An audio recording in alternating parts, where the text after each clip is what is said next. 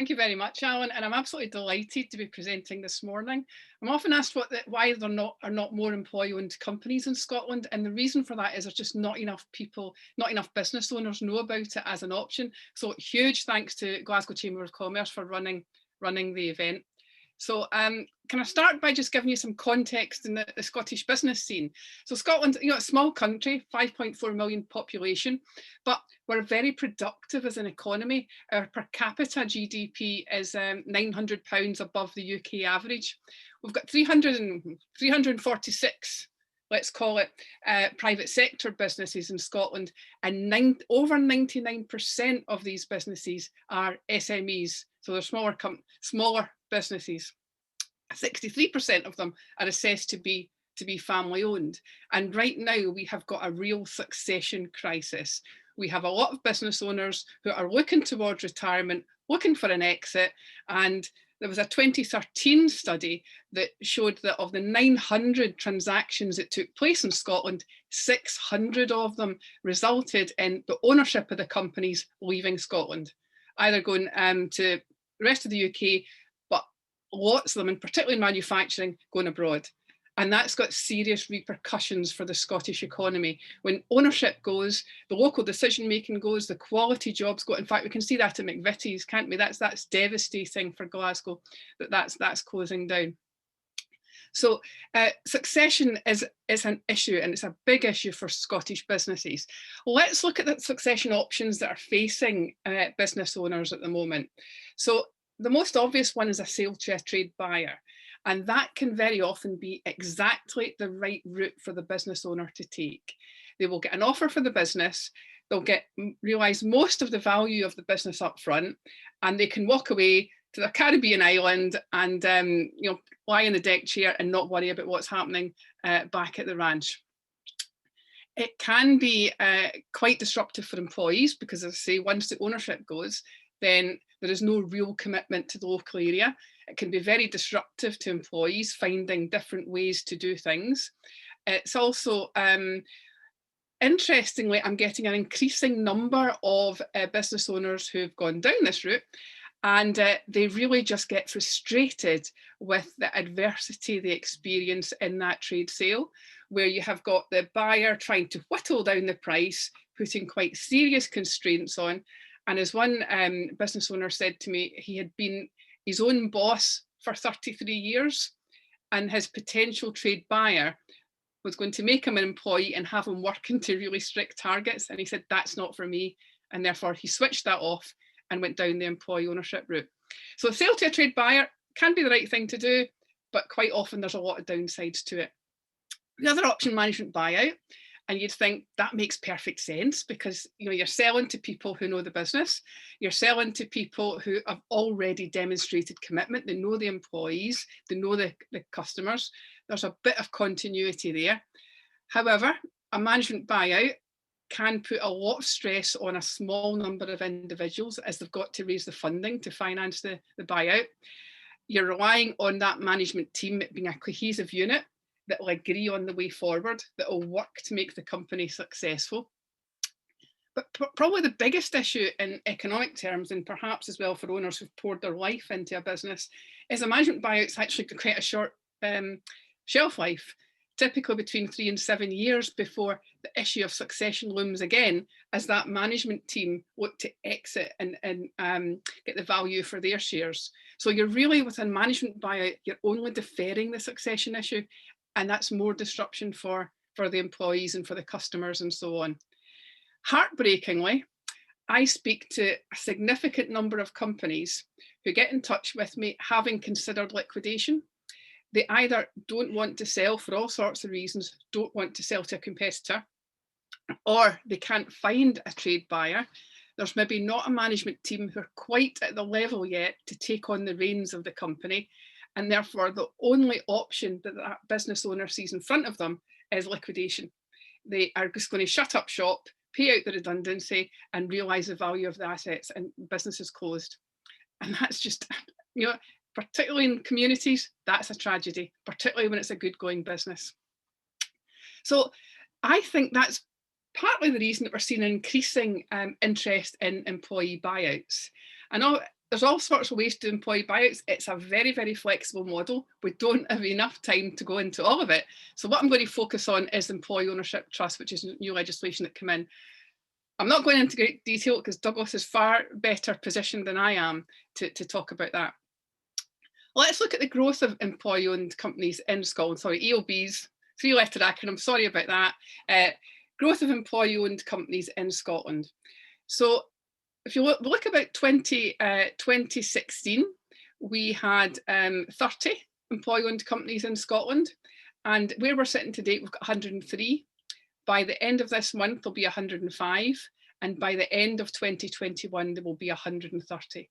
So we're seeing a significant growth in employee-owned companies, and I believe we'll see further acceleration in this as more people wake up to this being an ideal solution for the succession question. If we do a comparison with Scotland and the rest of the UK, if we look at the number of the percentage of privately owned businesses, we in UK terms have 6% of privately owned businesses, but we have 17% of private sector employee-owned companies in Scotland. So Scotland has got a disproportionately high number of employee-owned companies. And why is that?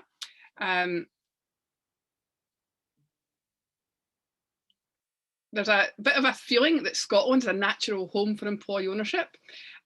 Despite what they tell you in Rochdale, the Rochdale Weavers, the Rochdale Pioneers, the Fenwick Weavers were actually the first cooperative in the world, the first organised cooperative in the world, set up in 1761. We've got a very rich heritage in terms of co-ownership in Scotland. We've got Robert Owen, who set up New Lanark, which is a great example of co-ownership, and he took that whole model to Indiana in the States, where he set up a whole community of employee ownership. And we've also got Philip Baxendale, who set up the first consultancy to advise on employee ownership in Scotland. So there's a lot of things about the Scottish tradition of fairness, equality, education. There's something about the Scottish psyche where I think employee ownership is a good fit. So who looks at this then? Who are the people who are doing this? By far, the greatest number is business owners who are planning their succession. It's business owners who are looking to either get out of their business and start another project, but more typically, it's people who are looking to retire. And quite often, they don't want to completely sever the ties with the company. They've got a plan to remain for a few years, realise the value, but remain with the business in a few years, offering that continuity to the customers, to the employees, to the suppliers, and just letting the new leadership team bed in. We are also seeing a growing number of owners who look at implementing employee ownership as a way to incentivise and motivate staff. So they divest some of the equity either into a trust or into a share scheme with a view that once employees have got a stake in the business, then they're going to be more involved, more committed, and you'll see more discretionary effort. And actually, the results of that have been very, very successful. There's a company over in Bishopbriggs, ERS, they look at land reclamation. They go in and they test soils and so on before the construction teams come in. The owner had no plan, he's only in his 40s, no plans to retire, but he just wanted to, he said, spread the ownership amongst everybody. He felt it was wrong that he was getting all the benefit when it was the whole team who was doing the work, and 40 odd staff in there. So that's an increasing group who are looking at employee ownership. When you talk about employee ownership, most people think it's employee driven, that it's employees who get together and take over the company. That is actually very rare. And I mentioned McVitie's earlier on. I was approached to go and speak to the employees about an employee buyout. And to be honest, that's not where employee ownership works. If the owners of McVitie's had decided that the company, they were going to close that location, they will have been running it down for a while. The key drivers of that business will have seen the writing on the wall and probably gone for other jobs. And it's not right that employees are seen as the last resort. There have been a couple of very successful employee-led initiatives, though. West Highland Free Press is one of the better known ones, where the 5 shareholders just wanted an exit. They would sell to the highest bidder. And at that time, different times in newspaper publishing, the obvious answer would be to sell to someone like Johnson Press. Hope it's not libelous, Douglas, me saying things like this. But to sell to one of the larger newspaper publishing houses. But that would have meant that the 12 employees in Sky would have had no jobs. So the employees did band together. They raised, did a fantastic job in raising funding to put in a competitive bid for West Highland Free Press. And that went through in 2009. And the other successful ones were in Henry up in Aberdeen, where it's a manufacturing business, paper sector, declining sector, and the family owners decided they just wanted to close down, and the employees managed to attract funding to buy the business from the family owners. We're also seeing some startup models, quite rare. I guess most startups are employee owned because you'll get a group of people together who will invest in the business, but that's not the long-term strategy. But we have seen a few where it's been possibly mid-career executives who just think there's a better way to structure a business. So from the very start, the plan is to start a business that will always be employee owned, but that's a small fraction. So as I say, mainly we're talking about business owners looking at succession. Very briefly, very superficially, I'll just describe the employee ownership trusts. So, I mean, employee ownership has been around for a very, very long time. It was championed by Joe Grimman back in the 1970s. But it is a very, very slow uptake of it. And I've been involved in this since 2000. And back in 2000, we used employee benefit trusts. If there's any football supporters, they may well have heard of employee benefit trusts, EBTs. And unfortunately, EBTs were used as a vehicle for tax avoidance, and they became a bit tarnished. And it was a very complex way to introduce employee ownership into a company. It was not a user-friendly system. There was a lawyer, London-based lawyer, Graham Nuttall, who did a review on behalf of the coalition government back in 2012 that looked at how could we promote more employee ownership in the economy. And he found that lack of awareness, the lack of advisors who knew about it, and also the perceived complexity were the three big obstacles to more adoption of employee ownership. So he worked with HMRC and the coalition government in looking at a model that was then introduced in the Finance Act 2014, the Employee Ownership Trust. It's superb legislation, and you can see the results from the earlier slide in increasing adoption of employee ownership. It provided a very straightforward way. It was a very designed specifically for employee-owned companies, and there is equality and fairness built into the legislation. And the two key areas of the employee ownership trust that just grabbed everybody's attention, that if a business owner sells a controlling interest, i.e. more than 50% of their shareholdings to the employee ownership trust, then that transaction is exempt from capital gains tax. So there is no tax to pay if an owner sells to an EOT.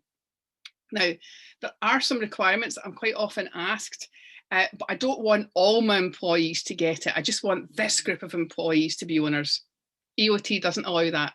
The EOT must be open for participation by all employees. And the other one is equality, is that any distribution from the trust must be on equal terms. It doesn't mean that everybody gets equal amounts, but any distribution must be on equal terms. But Douglas will explain that far more eloquently than I can. There's benefits for employees as well when it comes to employee ownership trusts. The employees in the companies where the majority shareholding is held within an EOT, these employees can be paid an annual bonus of which 3,600 is free of income tax. Now, if we think back to 2014, the budget of 2014, which was the austerity budget, to get these kind of this kind of tax relief, it was absolutely game-changing for employee ownership, completely changed the landscape. Maybe some, but the bonuses, it's the board that decide if the company's successful enough to be able to pay. There's no commitment on the company to pay them out, but if they can pay them out, it's tax-free. I'm not going to go into all the details here, but just about on every business metric, and Alan alluded to this, on just about every business metric, employee-owned companies outperform conventionally structured businesses. So in terms of employee engagement, employee happiness, health, wellbeing, innovation.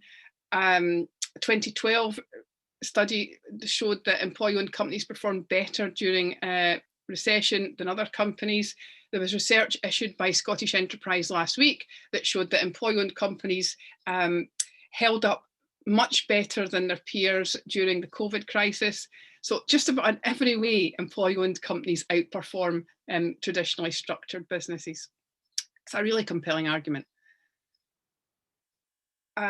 So how it works, and it's, do you know, it is so straightforward. It is not complicated.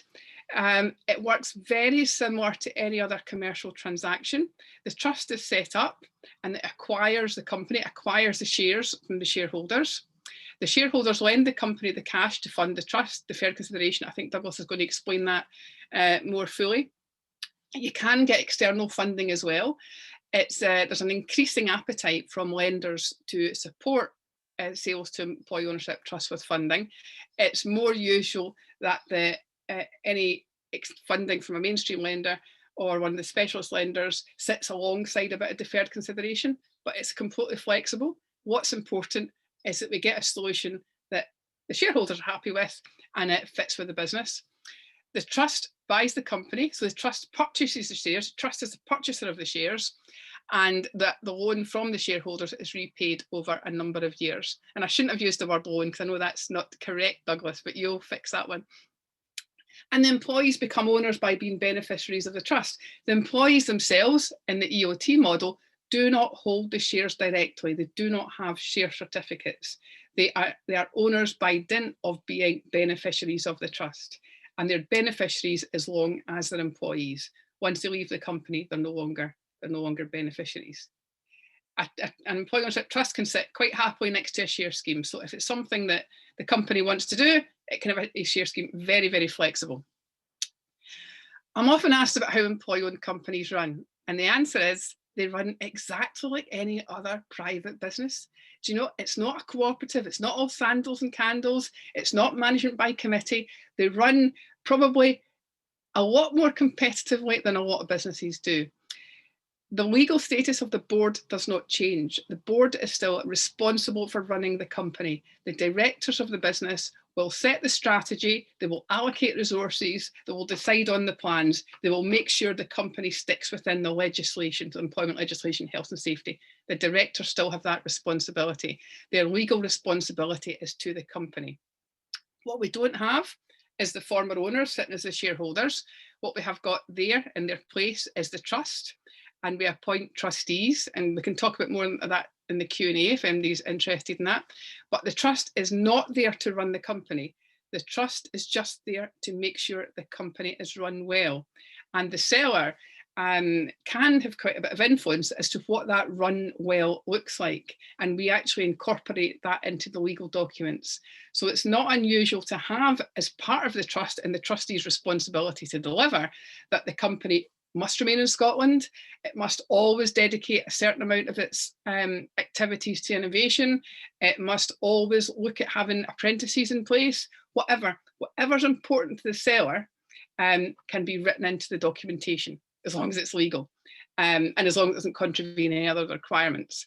So the seller has got a lot of influence here in the shape of the business going forward. And of course, the seller, quite exposed while they're waiting on the money all getting fully paid back, they can take a position as a trustee as well. So they can sit on that and sit on the board as well. Who does what? Now, it can seem overly complicated, but honestly, it's not. And what you've got is you've got the trustees. Their responsibility is to the beneficiaries. The director's responsibility is to the company, just as is in company law. And the management team still managing the business. The employees' terms and conditions don't change. Their employment contracts don't change. We do the transaction, say we do it on a Friday, people will come back in on a Monday doing exactly the same job. And that kind of brings a question, doesn't it? So what's in it for the employees? The big thing, when I go and talk to employees, which I do a lot of, when I go and talk to employees to say this is what the owners have planned, the big thing they take away is continuity. People tend not to like change. And if they can see that their owners are maybe getting a bit older and they start worrying about a future sale and that potential disruption, it's a really powerful message to go to them and say, the company will not be sold without your say so. So it's the continuity, I think, is the big benefit for the employees. Now, what I've also, I've got a number of case studies that I was going to talk to, but I think it might be useful actually if we have, if Douglas covers, if you cover your part, and then we could both come back to the case studies to bring a bit of life to the theory at the end of that. Okay with you, Douglas? Absolutely, that sounds ideal, yes. Thank you for that, Carole. Hello, I'm Douglas Roberts from Lindsays. I'm part of the corporate team and I've advised on a number of transitions to EOTs. And I've worked on a number of these deals with Carole, and we've got 2, maybe 3 currently on the go, and possibly some more later on this year.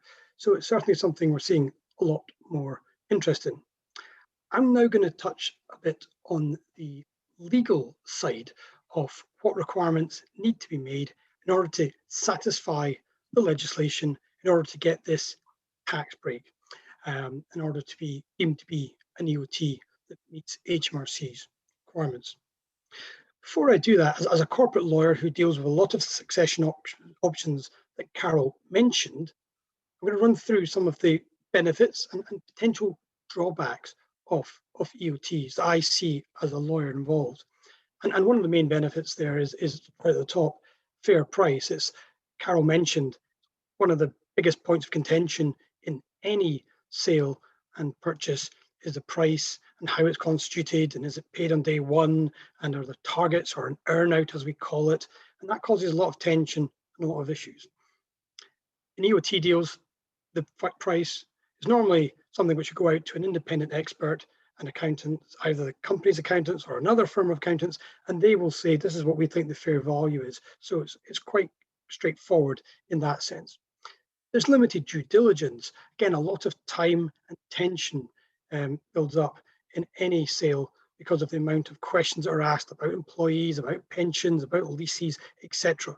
Because the sellers are often the trustees and the already have knowledge of the company, then there's a lot less of that involved. In fact, in a lot of cases, there's really limited due diligence. It saves time, money, and problems. It can be quite a staged buyout, and as Carole said, you just need to be over 50%, and sometimes the other percentage can be bought over a number of years.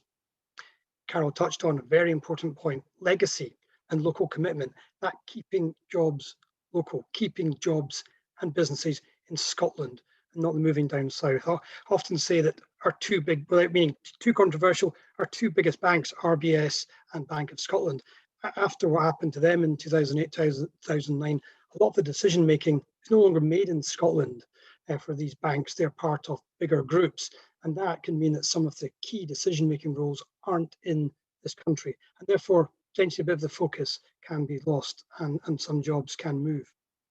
Stability and continuity, Carole's quite right. Staff aren't stupid. They know when someone in an SME, the owners are getting older, what are they going to do? Are they going to retire?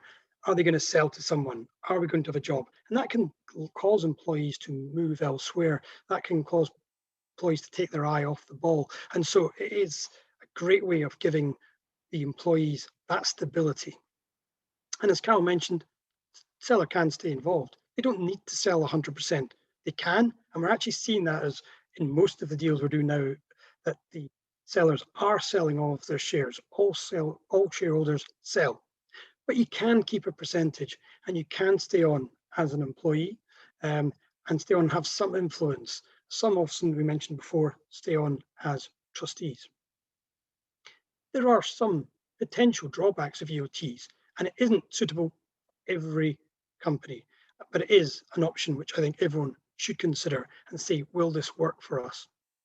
Because the employees are unlikely to have a huge amount of money sitting in the bank account, then how is the price paid?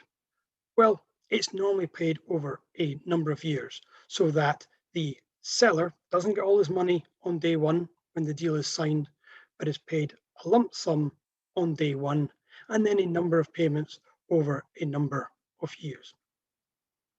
So for these deferred payments, do we have a security as a floating charge or a standard security granted? Sometimes we tend to find that's not the case, that the sellers, because they are likely to be staying on for a few years at least, they don't need a security. But some do decide to do this. This third point here, debt burden, is a burden on the company. Is it suddenly going to be saddled with a load of debt? Well, in most cases, the answer is no, which is great for credit rating and for the financial stability of the company. In some cases, because the key point to note is that the debt due to the sellers is by the EOT, not by the company. In some cases, the companies can grant a guarantee, but then it appears as a contingent liability. So that's something to consider, but we don't see too much of that. And as Carole mentioned about an MBO potentially just being a case of kicking the succession can down the road, in some cases people ask this about EOTs. Do you have the right skill set? Is there the right leadership in there to take over? But the key point is that in employee ownership, you have quite an orderly handover. The sellers stay on and can train up the new team, these current employees, or a new management team can come in. Other people can join as the new MD, FD, whatever it may be, to drive the company forward. And then what we can do, again, if the EOT owns 100% of the shares, we can grant EMI share options, or shares can be sold to the new key managers so that they are incentivized, that they personally have skin in the game. So I mentioned funding. I think that's an important point, because a lot of people, and maybe some of you, are sitting there thinking, this sounds great. This sounds ideal for my business. But how do the payment structures work? Well, as I mentioned, it is normally the case of deferred payments. So for example, if you're selling the company for £1 million, it might be that you get 200, 300,000 pounds out from the company's reserves, from the cash it may have in the bank or something like that. And then the rest of the money is paid over a number of years, depending on the current profitability and the forecast profitability of the company. So these deferred payments are made. Now, some people might not like that. To be honest, I would say in most MBOs, you're getting something similar. It used to be, again, before the financial crash, a lot of banks would just lend a huge amount of money to MBOs, but we've not been seeing that for a number of years now. So in a lot of deals, even if it's not into an EOT, you're going to see deferred payments or these earnouts, as I mentioned. Second point there, you can use the company's assets. What happens is to get money into the EOT to enable it to pay the sellers. The company gifts money to the EOT. Now, this is in place of a dividend. Instead of giving a dividend, granting a dividend and paying this money over to the EOT, there would be tax. So HMRC accepts that the money is gifted to the EOT, and the EOT then makes the payments to the sellers. And so there's no tax on that other than you don't get corporation tax relief. And we are seeing some lenders in the markets. There are some coming out who are interested in EOTs. With a lot of education has gone in to make them aware of how EOTs work, and they like the model. So we're starting to see options for people so that a company can borrow some money in order to enable a greater amount to be paid to the sellers on day one. So again, Carole mentioned the fact that the employees don't own the shares themselves. Employee ownership, not EOTs, but employee ownership can actually sometimes see direct ownership, and that is where all the shares are owned by the employees. To be honest, I've never seen that. It is not something, I think it's very burdensome whenever someone leaves or someone were to pass away or leave the company, cease to be an employee, they need to transfer their shares back. It can be a lot of administration around that, and so that's, I'd say in most cases, not very attractive. There's indirect, and that is where the trust owns 100%, and we're seeing a lot more of that. And that is where, yes, individual employees don't own the shares, it's the trust which owns it on their behalf, and the trustees decide what is in the best interest of the employees. And there is this hybrid model. So you could sell, for example, 70% to an EOT, and then 3 key employees could buy, say, 10% each or something like that, or you could grant share options, as I mentioned. So direct, indirect, or a bit of both, a mixture. And that is what Carole said earlier. This is a very flexible model. And so we can suit it. A number of times we've gone into a room, spoken to someone who said, I only want to sell 51%. And at the end of the conversation, they've sold 100. There are others who've said, I want to sell 100, and then they've sold 90, and they've kept 10 just so that they can get dividends each year. It is a very flexible model. But there are some conditions. Carole touched on these, and as a lawyer, I'm going to go into a bit more detail on these.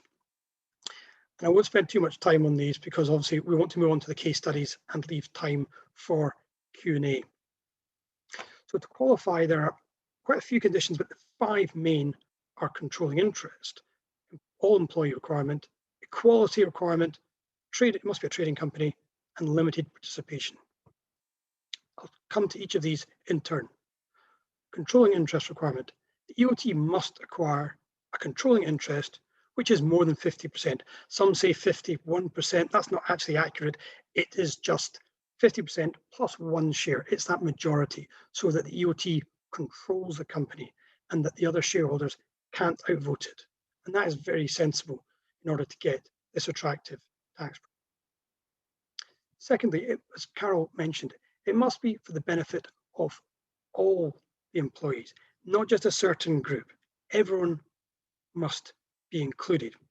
There are some ways you can differentiate, especially if people haven't worked for a certain period of time. You can say, for example, someone must work for 12 months before they are deemed to be an eligible employee. It can include directors, so people who are directors or company secretary but are not actually employees. And excluded participants are those who sold 5% or more of their shares to the EOT. So then the sellers, if you own a certain percentage, are not included and don't get the benefit. There's an equality requirement. And that is that all employees are treated equally. And so, you can't differentiate, except for 3 grounds: level of remuneration, length of service, and hours worked. So, the person who is paid £100,000 a year, works 6 days a week, and has been there 20 years, can receive slightly more in the bonus than someone who has worked there for 2 years, works 1 day a week, and is paid, say, £10,000 a year. So very limited grounds on which you can differentiate. The trading requirement must be a trading company, which in most cases that is the case. But it is a case of can't be an investment company. So again, if you own too many properties, or if it's just actually isn't trading, then you're not going to get this. You can have group structures, of course, and in that case, it must be that it's the company that must be a trading company, or it's the principal company that shares are being sold off a trading group. And then it gets quite complicated, so I'll try and explain this as simply as possible. The limited participation requirement. You must meet 2 conditions, condition A and B, which is in the 12 months ending immediately after the disposal, so 12 months before you sell, that any person claiming the CGT relief who holds 5% or more of the shares, then these people can't be more than 40% or 2 over 5 of all the employees. And then condition B is at no time in the period beginning with the disposal and then at the end of that tax year can the fraction exceed this 2 over 5. So to give you an example, if you have 5, if you're very small, if you had 5 employees and 3 were family members, you breach this requirement. If you have 20 employees and two of the employees are people who own 100% of the shares, then that's fine. You don't breach this requirement. And again, this fraction is, again, it is, I mentioned there in that example, it's the aggregate number of people who had 5% or more. NE is the number of employees within the group. So in my example, NP would be 2, the 2 sellers, they have 50% each, so they're 2, and you have NE is a total number of employees, including the sellers, that's 20. So that fraction way below 2 to 5. So that's fine. And that final point there, it's an individual or someone, again, is if they have the shares or if these shares have the rights for voting or in a winding up. So that's quite a technical legal point, and if you are interested, we can go into that in more detail in the Q&A, or you can contact me afterwards. And again, it's the fact that this fraction must be met, but clearly things can happen. Employees can leave, someone could sadly pass away.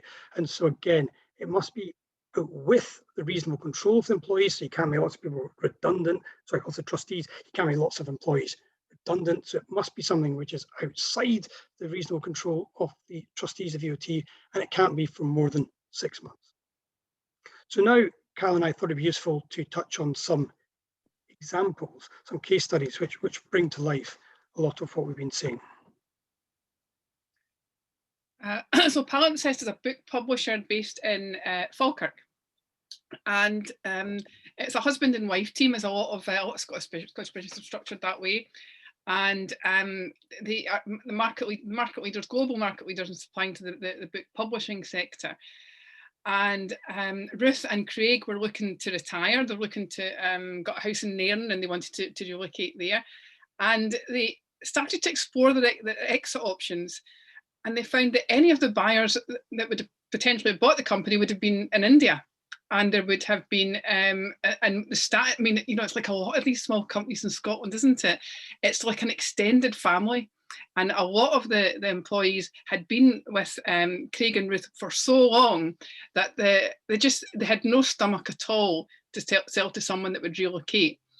To the extent that what they've got written into their documents, that if the company is ever going to relocate more than, I think it's 25 miles from where it currently is in Falkirk, then 75% of the employees must agree to that relocation or to a future sale. A tremendously powerful thing to write into the documentation. And it allowed Craig and Ruth to have a phased exit, which is exactly what they wanted. So they gradually reduced their time in the company. They promoted one of the staff to managing director. That has gone exceptionally well. And in fact, both Craig and Ruth were able to exit much quicker than what they'd thought they were going to be able to. And the employees have really risen to the challenge. So Palimpsest, a real success story. And you're a small company in Falkirk, but 21 employees have got that continuity and security of employment. So it's a great outcome all round. The company has also really gone from strength to strength. They managed to go completely to home working when the COVID crisis hit, so they've not been impacted negatively there. And it's just been a great story. And that's one of the frustrating things about these businesses, is that because they're small companies just doing what they do, they don't make the headlines, you don't hear about them. But absolutely great stuff, great business. Scottish Gallery was an interesting one that Douglas and I worked on, and it was a really unusual, a gallery. It's the leading independent gallery in Scotland. There would have been wealthy individuals queuing up to buy this when it was going to go for sale. It was, or if it had gone for a sale, and it's dedicated to Scottish art, Scottish culture. It's hugely important in Scotland's cultural landscape. And what the employees, 30 shareholders, I think only 2 of them were connected. No, 3 of them I think were connected with the business. The rest of them were all external, quite far flung, and probably invested because they wanted to be part of it. So it was quite a complicated communication process. But really the driver here was the employees. The employees wanted to preserve the independence. They wanted to preserve that legacy that the gallery had to be promoting Scottish art. So that was their driver for going into employee ownership. Again, small company, only 14 people. But one of the surprising outcomes of this, and the gallery has run so well anyway, but when COVID hit, obviously it had to close. And what they did was they were able to invest in transferring all their art and artifacts onto an online offering, which actually brought in the same revenue as what they did having their gallery open. And what the employees were telling me, that if this had happened while it was still owned by the shareholders, they would have had to get shareholder consent. And that would have been a really complex process, where they were able to transfer to an online offer almost instantly. So they saw that as really powerful, really helped them cope with the constraints from the COVID crisis.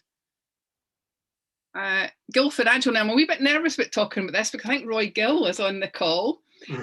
So, Roy, feel free to interrupt if I get any of this wrong. This was a family business, and when I say family business, a family business in the extended sense of the word, it really is. It's these people had worked together for a long time. It was Roy's family in the company, and it was so local. The based in Arbroath, or was it Montrose? Oh, I always get them mixed up. Montrose. Oh no, that's it. Roy's going to fall out me for that one. Very, very local. The customers are all local, long standing business relationships, and they gave the right advice. They didn't give the advice that brought the most commission to them. They gave the right advice that was appropriate to their customers. That's what their reputation was built on. Very, very, it was all about the core values of the company. And the financial services sector is one, particularly in financial advisory sector, it's very much dominated by the consolidators, larger companies who come in and they swallow up these small companies. And then before you know it, it's all commission driven. It's not about local service. Roy would not have that. He did not want that. That's why he opted for the employee ownership route. And he'll tell you, I hope he will tell you, that it was very well received by the customers. It went down really well with the staff, but very, very well with the customers. Better hurry up. Climate Dynamics, fantastic company, probably nobody's heard of, based in East Kilbride, design and manufacture robotics for forge and foundry sectors. They export 95% of their production. The driver for Climate Dynamics was that Dick Philbrick, the founder, he believed in Scottish engineering, Scotland being the home of quality engineering. And when he was looking to retire, the offers were coming from Germany and from the Far East. And there would have been no, and they take on apprentices every single year. People join as apprentices and they stay. They've got hardly any staff turnover. And they went into employee ownership in 2009, and the turnover at that time was about 3 million, and it's just grown up to 10 million. So a really great success story. And I think this is the last one, which is Stuart Buchanan Gauges, another quiet company nobody really knows, but products go all around the world. Gauges and valves for a number of sectors. Their differentiator is they've got the shortest lead time in the sector. So if anybody orders one of their gauges, they'll get them much quicker from Stuart Buchanan's than they will from anywhere else. This was a third generation family business, and the family did not want to see the company leave the local area. It's in Kilsyth. So they've actually got written in that the company will not leave Kilsyth, which gives that security to the employees. So sorry, I went on a wee bit there, and I think that's. Thanks, Carole. Though those stories are great. Those case studies bring to life what we've been talking about, rather than just. And we speak about the legal side of it all. It's a fact that this is about people. This is about your employees. This is about livelihoods. It's about local communities, local areas, and that is why employee ownership deals are the most enjoyable deals that I do as a lawyer, because it's not just someone saying how much money can I take out of this. It's they're looking at it for all the right reasons. They're caring for their employees and their communities. So that's most of what we had to say. Carole's details are there if you ever want to speak with her about employee ownership, and these are my details. Again, I'm delighted to chat to anyone, but we want to hand over to those of you who have logged in today. I think we've got about 14 or so minutes left, so over to you. Please fire away with questions and we will do our best to answer them. If you, for whatever reason, don't want to ask a question now or you need to nip off, then again, our details are there, or you can ask them from Glasgow Chamber of Commerce. And again, I know that Carole is the same as me. We'd be delighted to speak to you after this about how any questions you may have and how we can assist you.